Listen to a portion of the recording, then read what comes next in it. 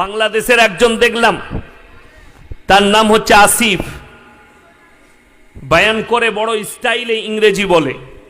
কি বলেন, কিছুদিন আগে সে এক জায়গায় বয়ান করছে, বলছে সবাই বলুন স্টার্ট, নারে তাকবীর। সালে ইংরেজি তো পাল্টায়, আল্লাহর ভাষা কিন্তু এক, ইংরেজি বললে পাল্টাবে না। এই ছেলেটাকে দেখলাম, আমি একে কেন ছেলে বললাম, একে যদি আলেম বলি আল্লাহর কাছে আমি দায়ী হয়ে যাব। আলেম তাকে বলা হয় যে ইলম নেবার পরে নেক আমল করে, বদ আমল নয়। আমি লাস্টে একটা প্রতিবাদ করে যাব, যেটা রেকর্ডিং হবে না, রেকর্ডিং বন্ধ হওয়ার পরে। কেন রেকর্ডিং চললে এটা আমাদের জন্য লজ্জার দুঃখের, এটা রেকর্ডিং বন্ধ হয়ে যাবে, তারপরে লাস্টে বলবো ওইটা। কেন? ওটা আপনাদের আমল, ওই জন্য আপনাদিকে বলে যাব, ওটা লোকের আমল নয়।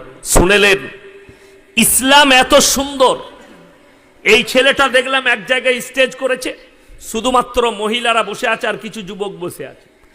এ প্রমোট করছে, যদি তুমি রাস্তায় কোনো মেয়েকে দেখো আর তোমার যদি পছন্দ হয় তো সেটাই তোমার জন্য একদম পারফেক্ট। ইংরেজিতে বলেছে, ওটাই তোমার জন্য পারফেক্ট। সেই হারামখোরকে পেলে, আর আমি যদি বাংলাদেশে যেতে পেতাম, এই হুজুরগুলোর আমি ন্যাজ কেটে ছেড়ে দিতাম। আমি গেলি অ্যারেস্ট হয়ে যাব, ওই জন্য যাচ্ছি না। কেন? আমি যা বাঁশ দিয়েছি হাসিনাকে, আমাকে ছাড়বে না, পেলেই ভরে দিবে। কি বুঝলেন? কালকেই একজন বাংলাদেশের হুজুর ছিল আমার সঙ্গে জলসায়, তো বলছিল যে আমার খুব নাম করলো যে আপনার খুব চর্চা বাংলাদেশে। আমি বললাম যেমন চর্চা আছে, আমাকে পেলে বাঁশও দিয়ে দিবে, ছাড়বে না সহজে।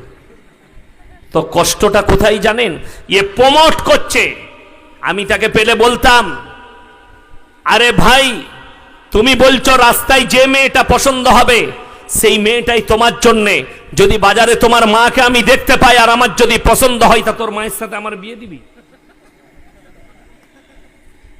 এটা হাসির লয়, বহুত দামি মূল্যবান কথা। এটা ইসলাম বিরোধী কথা, এটা জিনার প্রমোট করা।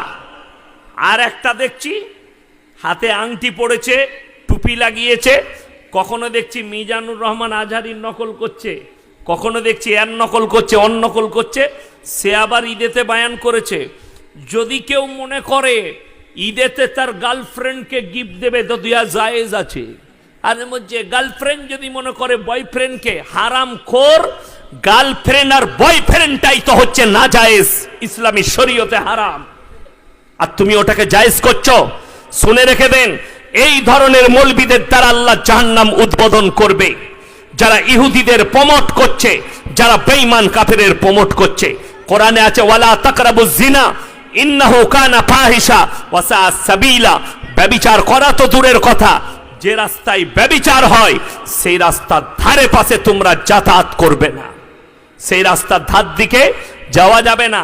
যদি মনে করেন এই রাস্তায় জিনা হয়, অন্য রাস্তায় ঘুরে যাবে। তার একটা দলিল বলে দিই, ইসলাম কত সুন্দর। ওই রাস্তায় গেলে কতগুলো বিপদ আসতে পারে। আসানসোলের নাম শুনেছেন না শুনেননি? ওটা কিন্তু আমার জেলা, এখন ভাগ হয়েছে। আমি পূর্ব বর্ধমানের একদম বর্ডারে আছি, লাস্টে হাইওয়ের ওপরে, আর আসানসোল হচ্ছে পশ্চিম বর্ধমান। তো ওই আসানসোল থেকে পুরুলিয়া ডিস্ট্রিক্ট যেতে গেলে দামোদর নদীর ব্রিজ আছে, ডিসেলঘর ব্রিজ, ব্রিজটার নাম হচ্ছে ডিসেলঘর ব্রিজ। ব্রিজ পার করে পুরুলিয়া যেতে হয়। আমার কিছুদিন, এই 1 মাস পরেই জলসা আছে পুরুলিয়ায়, একটা মাদ্রাসা, ওটার ওপর দিয়ে যেতে হয়। আসানসোলের একটা জায়গার নাম হচ্ছে নিয়ামতপুর, নিষিদ্ধ পল্লী আছে। মানুষের উপায় নাই, গাড়ি ওই দিকেই যেতে হবে, ওইটাই হচ্ছে রোড, মেন রোডের ওপরে নিষিদ্ধ পল্লী। আমি 2 বছর আগে জলসা করে ফিরছিলাম পুরুলিয়া থেকে, রাত 2টো বেজে গেছে, প্রায় 2:10-15 হবে। তো আমি গাড়ির সিট ফেলি দিয়ে ঘুমাচ্ছি, টুপি খুলে দিয়ে, ড্রাইভার গাড়ি চালাচ্ছে, আমি বেঘর ঘুমোচ্ছি। যখন সে নিয়ামতপুর পার করেছে, পুলিশের একটা